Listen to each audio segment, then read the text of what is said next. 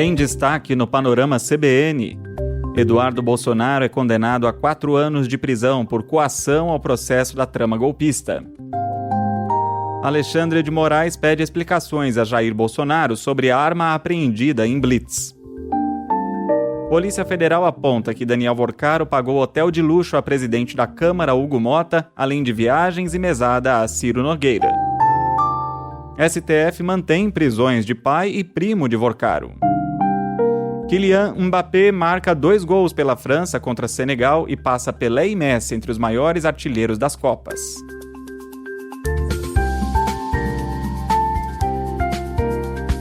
Olá para você que está aqui comigo, eu sou Leandro Gouveia e essa é a segunda edição do podcast Panorama CBN de terça-feira, 16 de junho de 2026. Em menos de meia hora eu te conto as principais notícias do dia. A primeira turma do Supremo Tribunal Federal condenou o deputado cassado Eduardo Bolsonaro, do PL, a 4 anos e 2 meses de prisão em regime semiaberto, além de multa. A corte também determinou que ele fique inelegível por 8 anos pela lei da ficha limpa. Os ministros consideraram o parlamentar culpado pelo crime de coação no curso do processo da trama golpista, articulando com o governo de Donald Trump as sanções a autoridades brasileiras, como a Lei Magnitsky contra o ministro Alexandre de Moraes e o tarifaço, de janeiro a setembro do ano passado.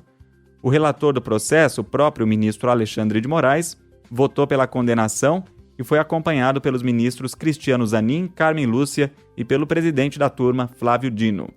Moraes rejeitou o argumento da defesa de que as declarações estavam protegidas pela imunidade parlamentar e disse que não é função de deputado federal fazer lobby no exterior contra o próprio país. O ministro ressaltou que Eduardo viajou para os Estados Unidos e não comunicou mudança de domicílio para a Câmara e afirmou que o ex-deputado está no exterior para fugir da justiça. O processo penal não é palhaçada. A aplicação da justiça não é palhaçada. As normas existem para garantir o contraditório, a ampla defesa, dentro da paridade de armas. Não para que fraudes e crimes praticados para outros crimes continuem se perpetuando. Na sequência dos votos, o ministro Cristiano Zanin declarou que as publicações e manifestações de Eduardo Bolsonaro comprovam a intenção de coagir o tribunal. A ministra Carmen Lúcia também seguiu o relator e apontou que houve uma sucessão de atos que mostram um percurso criminoso. Como Eduardo Bolsonaro não indicou um advogado, ele foi defendido pelo defensor público Esdras dos Santos Carvalho. Ele alegou que o processo deveria ser anulado porque a defesa foi feita sem contato direto com o acusado e questionou a participação de Alexandre de Moraes no julgamento por também ser vítima. Eduardo Bolsonaro disse que o julgamento não respeitou o devido processo legal, é sem pé nem cabeça e visa impedir sua participação nas eleições deste ano. E o ministro Alexandre de Moraes deu 24 horas para a defesa do ex-presidente Jair Bolsonaro explicar por que ele tinha uma arma em prisão domiciliar e pediu reparo no armamento. A pistola dele estava com o segurança de Bolsonaro, o militar Estácio Leite da Silva Filho, que foi parado em uma blitz em Taguatinga, no Distrito Federal, na segunda-feira à noite.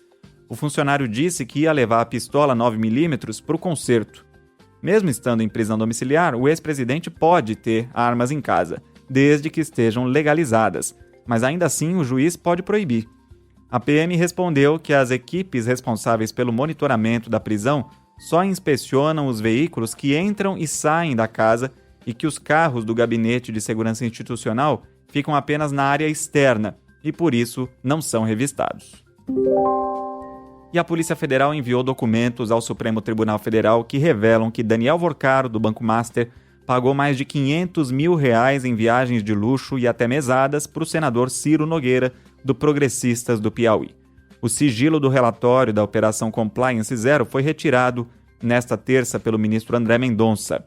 Os investigadores dizem que numa relação de troca de favores, Vorcaro bancou viagens em jatos particulares e estadias em hotéis de luxo em Paris, Nova York e nos Alpes franceses para o senador. R$350 mil em dinheiro vivo teriam sido enviados em um jato executivo que transportava Beto Louco, investigado no esquema de combustíveis do PCC. A PF também identificou que o presidente da Câmara, o deputado Hugo Mota, do Republicanos da Paraíba, dividiu com Ciro Nogueira 2 suítes no hotel Four Seasons, em Lisboa, em junho de 2024. A conta de R$ 18.256 foi paga pelo ex-banqueiro.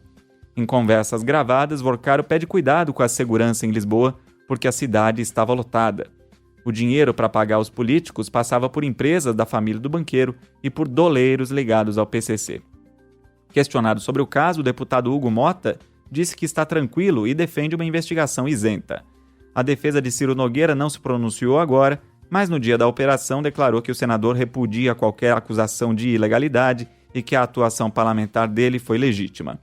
O caso do Banco Master também atinge o presidente do Senado, Davi Alcolumbre, do União Brasil do Amapá. Em discurso no plenário nesta terça-feira, ele negou com indignação uma reportagem da revista Veja, que nós citamos aqui no Panorama, que diz que Daniel Vorcaro disse, em uma tentativa de delação premiada, que transferiu 30 milhões de dólares para Alcolumbre em uma conta no exterior. O presidente do Senado chamou a acusação de mentirosa e disse que o objetivo é arrastar o nome dele para a lama. O relatório da PF diz ainda que Daniel Vorcaro articulou um plano para forjar um flagrante de drogas contra o ex-marido da então namorada Martha Greff, o ex-jogador da NBA e DJ Ronald Fred Sackley. Segundo o relatório, Vorcaro mobilizou o capanga dele, Luiz Felipe Mourão, conhecido como Sicário, que morreu depois de tentar suicídio na cadeia. Em mensagens interceptadas pela PF, Vorcaro disse que investiria R$10 milhões na operação e sugeriu contratar uma pessoa para seguir o DJ em Miami e simular um episódio envolvendo drogas para causar a prisão dele ou constrangimento. Uma ideia era atrair o DJ para o Brasil. Vorcaro também pediu ao grupo dele que recorresse a um suposto amigo da Interpol. A motivação seria uma desavença entre o DJ e o filho do banqueiro. E a segunda turma do Supremo Tribunal Federal manteve as prisões do pai e do primo de Daniel Vorcaro. Henrique e Felipe Vorcaro foram presos na sexta fase da Operação Compliance Zero. O julgamento foi definido nesta terça-feira com o voto do ministro Nunes Marques. Ele acompanhou o relator André Mendonça e o ministro Luiz Fux. Só Gilmar Mendes divergiu, criticando o trabalho da Polícia Federal e comparando o caso com irregularidades da Lava Jato. André Mendonça respondeu que esse caso se trata de uma máfia e de uma das maiores fraudes financeiras da história do Brasil. Na reunião do G7 em Evian-les-Bains, na França, o presidente Lula defendeu que as ações internacionais contra o crime organizado precisam respeitar a soberania de cada país. Em um recado direto aos Estados Unidos, que classificaram facções brasileiras como terroristas, Lula cobrou uma visão mais ampla no combate aos criminosos, dizendo que ele não pode estar dissociado da lavagem de dinheiro e do tráfico de armas. O clima na cúpula, aliás, ficou marcado pelo distanciamento entre Lula e Trump. Os dois posaram para a foto oficial do grupo, a chamada foto de família, com os outros líderes mundiais, e também antes do jantar de gala, mas eles não se cumprimentaram em nenhum momento. A jornalista Malu Gaspar, do Globo e da CBN, apurou que Lula também não tentou um encontro com Trump na França por entender que a área técnica do governo já está cuidando das ameaças de tarifa dos Estados Unidos e também porque a interferência americana acabou beneficiando o presidente eleitoralmente. Agora, além do atrito com Washington, o governo federal tenta resolver um impasse com o mercado europeu. O presidente Lula se reuniu com a presidente da Comissão Europeia, Ursula von der Leyen, e com o presidente do Conselho Europeu, Antônio Costa, sobre o veto da União Europeia à importação de carne brasileira, que vai começar a valer no dia 3 de setembro. Segundo o governo brasileiro, os líderes fecharam um acordo para criar um grupo de trabalho entre o Itamaraty e os técnicos europeus para tentar reverter a proibição e proteger as exportações de carne e também de aço.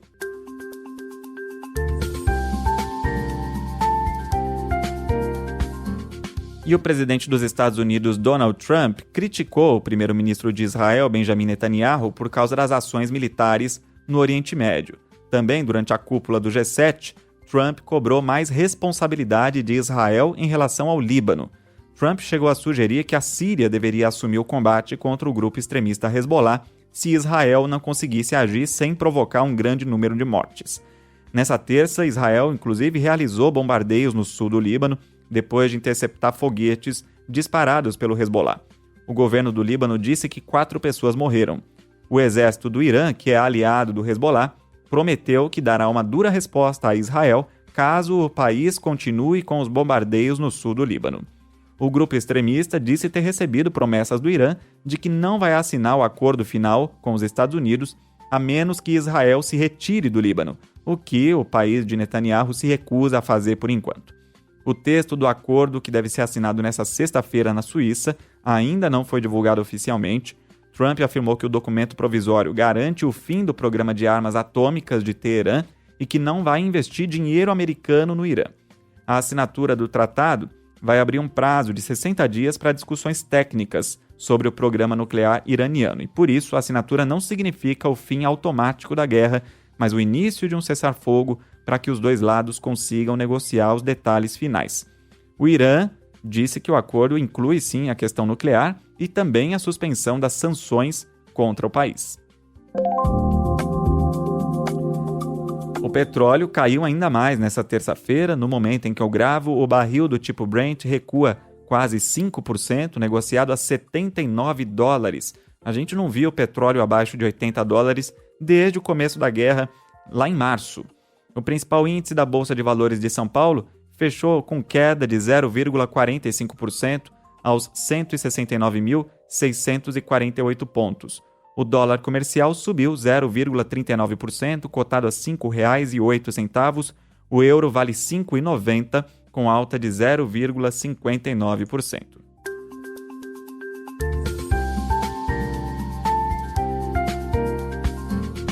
Aqui no Brasil, os 3 instrutores que foram presos pela morte de Maria Eduarda, de 21 anos, na prática de rope jump no interior de São Paulo, disseram à polícia que não sabem explicar por que a vítima foi lançada sem a corda de segurança na Ponte do Esqueleto, em Limeira. Os depoimentos foram obtidos pela EPTV, afiliada da TV Globo. Os investigados Luiz Felipe Feliciano Egoroff, de 32 anos, e Maicon Fernandes Sintra, de 42, admitiram que montavam os equipamentos, mas disseram que não lembram como dividiram as tarefas na hora do acidente. Você era o responsável, juntamente com o Maicon, de fazer a colocação da corda, Sim. certo? Ou é eu ou ele que faz. Aí eu passei lá pra frente primeiro, aí depois disso já apagou da mente, eu não lembro. Você não consegue se recordar se você esqueceu, se a responsabilidade era sua, era dele? Não lembro. O terceiro instrutor, Vitor de Freitas Gonçalves, de 27 anos, era quem empurrava os participantes. O grupo cobrava R$ 180 por salto, e a equipe também vendia imagens da atividade. Mas a câmera que estava com a Maria Eduarda sumiu.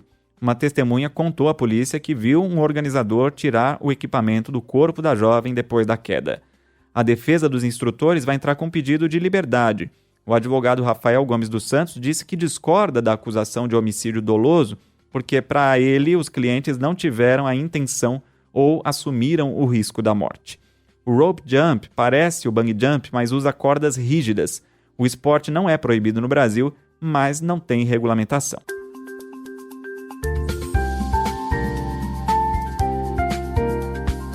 E uma grande operação da Polícia Civil de Roraima tenta desarticular os braços financeiros e de logística da facção venezuelana Trem de Aragua no Brasil. A Operação Rota do Norte saiu para cumprir 25 mandados de prisão preventiva e mais de 30 de busca e apreensão em 6 estados, além de Roraima, também Amazonas, São Paulo, Rio de Janeiro, Minas Gerais e Paraná. As investigações mostram que o grupo usa o estado de Roraima como um corredor para o tráfico internacional de armas de guerra. O armamento pesado vem dos Estados Unidos, da Colômbia e da Venezuela para abastecer os criminosos do Comando Vermelho no Amazonas e no Rio de Janeiro. Até o início da tarde dessa terça, 11 pessoas tinham sido presas. Em uma delas, no aeroporto do Galeão, no Rio de Janeiro, os agentes prenderam o empresário paulista Gustavo Vieira Rufino, apontado como o operador financeiro do grupo. A polícia descobriu que ele movimentou mais de 300 milhões de reais em criptomoedas no ano passado para lavar o dinheiro do crime. Com ele, foi apreendido um carro de luxo avaliado em R$1 milhão.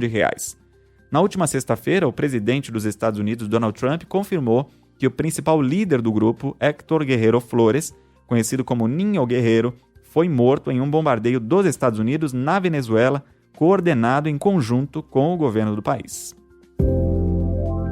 Na segunda-feira, a Polícia de Imigração americana, o ICE, prendeu um brasileiro apontado pelo órgão como ex-chefe das facções PCC e Comando Vermelho. O nome dele é Felipe Linares de Oliveira Deláquila.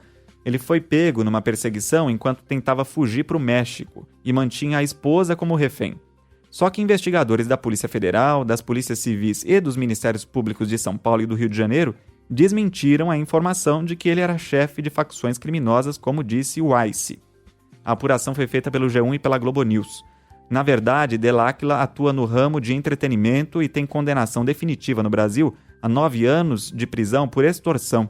Ele também responde por agressão a uma ex-namorada e por dar um golpe de R$ 9.200 em um hotel de luxo em Campos do Jordão, no interior de São Paulo, em 2018.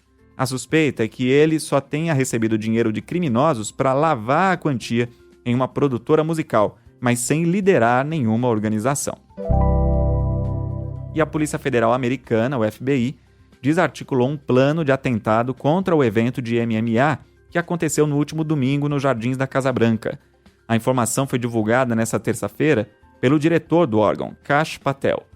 O pretexto das lutas era comemorar os 250 anos da independência dos Estados Unidos e também os 80 anos do presidente Donald Trump, que estava lá na plateia.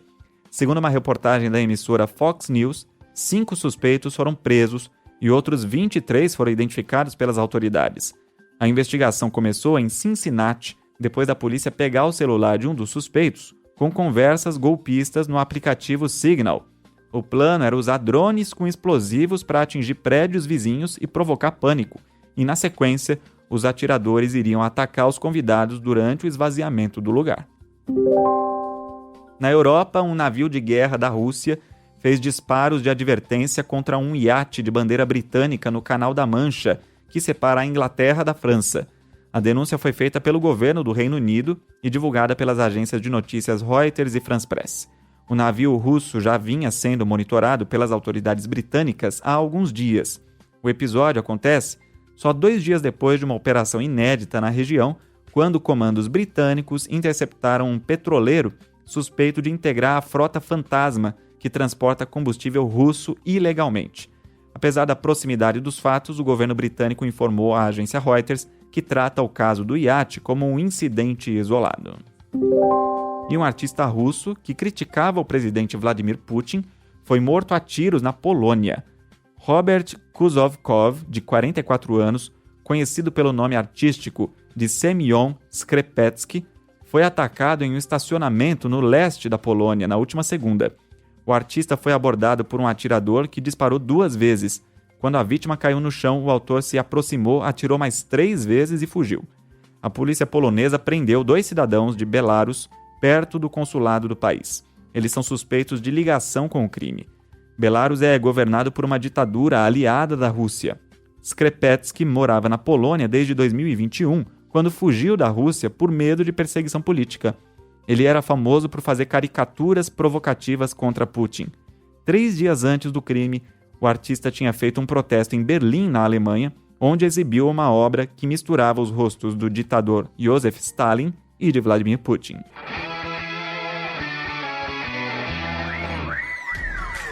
Na Copa do Mundo, a França venceu o Senegal por 3-1 na tarde dessa terça-feira e Kylian Mbappé passou Pelé e Messi na artilharia das Copas. Ele marcou 2 gols, chegando a 14, mesma marca de Gerd Müller da Alemanha. Pelé marcou 12 e Messi 13. Na frente do Mbappé estão Ronaldo com 15 e Miroslav Klose da Alemanha com 16. A grande novidade no treino da seleção brasileira nesta terça-feira foi a presença do atacante Neymar, que foi a campo pela primeira vez desde a apresentação para a Copa do Mundo. Ele começou a atividade de tênis, fazendo exercícios físicos e depois calçou as chuteiras para trabalhar com bola, mas ainda sem participar do treino tático com o restante do grupo. O departamento médico da CBF e a comissão técnica ainda têm cautela e a participação dele na partida contra o Haiti na sexta-feira é remota. E o presidente da FIFA, Gianni Infantino, visitou o vestiário do Irã, depois do empate por 2-2 com a Nova Zelândia na noite de segunda-feira em Los Angeles, nos Estados Unidos. Por causa da guerra, o Irã tem enfrentado restrições no torneio. A seleção está concentrada em Tijuana, no México. Só pode entrar nos Estados Unidos na véspera dos jogos e depois tem que deixar o país em seguida. Tanto que depois da estreia, na viagem de volta, o capitão e o auxiliar técnico da equipe foram retidos no aeroporto. E a seleção ainda tentava um novo visto para o jogador, que expirou. O técnico do Irã, no encontro com o Infantino, Amir Galenoei, fez um forte desabafo e classificou a situação como falta de humanidade. Ele criticou o cansaço das viagens e disse que o Irã é o time mais agredido da história da Copa do Mundo. O discurso dele lá no vestiário foi traduzido para o inglês na presença do presidente da FIFA, Infantino, e do embaixador da entidade. O presidente da FIFA demonstrou empatia, elogiou o esforço dos atletas e disse que os iranianos estão escrevendo a história e mandando uma mensagem de força para o mundo. Dentro e fora do estádio, torcedores iraniano-americanos exibiram símbolos de oposição ao governo do Irã, mesmo com ameaças de autoridades iranianas de suspender a participação da equipe em caso de protestos contrários. Los Angeles abriga a maior comunidade iraniana fora do Irã.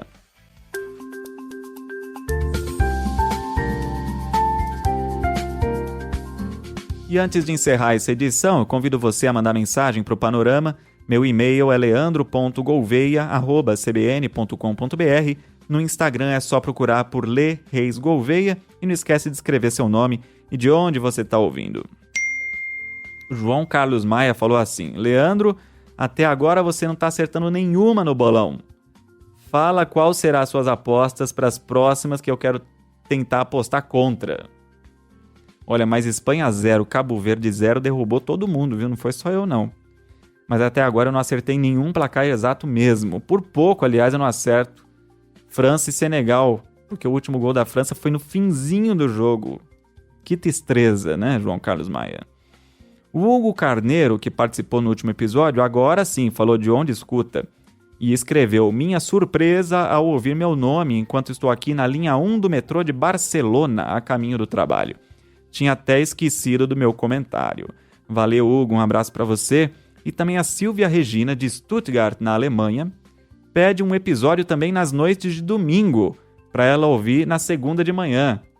Viu, Tico? Vamos ter que vir aqui no domingo à noite, tá bom? Vamos levar a gerência ao seu pedido, tá bom, Silvia? Um abraço para você. Você já indicou o Panorama para alguém hoje? Manda o link pelo WhatsApp para quem você sabe que gosta de ficar bem informado, bem informada. Essa edição do Panorama vai ficando por aqui. A produção e o roteiro foram feitos por mim, Leandro Gouveia, e a edição e a sonorização por Anderson Wendel Tico. A próxima edição do Panorama chega às plataformas por volta das 7 da manhã com Bianca Santos e eu volto na sequência. Até lá!